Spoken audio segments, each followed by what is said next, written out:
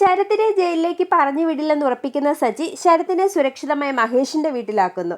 ശേഷം മഹേഷും ഭാര്യയും ശരത്തിനെ സ്വന്തം അനിയനെ പോലെ സംരക്ഷിച്ചോളാം എന്ന് പറയുന്നത് കേട്ട് രേവതിക്ക് സമാധാനമാകുന്നു.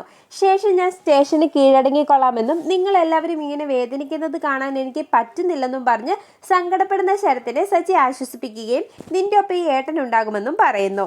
പിന്നീട് എൻ്റെ ഫോൺ നഷ്ടപ്പെട്ടില്ലായിരുന്നുവെങ്കിൽ ഈ വിവരങ്ങൾ ഒരിക്കലും ആരും അറിയില്ലായിരുന്നുവെന്നും ശരത്തിനെ നേർവഴിക്ക് കൊണ്ടുവരാനുള്ള ഒരു വഴിയായിട്ടായിരുന്നു ഞാനത് ഫോണിൽ സൂക്ഷിച്ചിരുന്നതെന്നും സച്ചി രേവതിയോട് പറയുന്നു.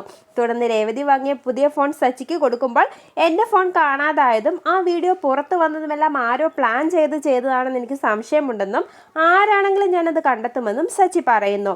തുടർന്ന് ചന്ദ്രമതിനെ കാര്യങ്ങൾ പറഞ്ഞ് മനസ്സിലാക്കാനുള്ള വഴികളെപ്പറ്റി സച്ചിയും രേവതിയും ആലോചിക്കുന്നു. പിന്നീട് വീട്ടിലെത്തുന്ന രേവതിയോട് ചന്ദ്രമതി വളരെ മോശമായി പെരുമാറുകയും വീട്ടിൽ നിന്ന് ഇറങ്ങി പോകാനും പറയുന്നു. ഇത് കേൾക്കുന്ന സച്ചി ചന്ദ്രമതിക്ക് കണക്കിന് കൊടുത്ത് രേവതിയെ കൊണ്ട് അകത്തേക്ക് പോകുന്നു.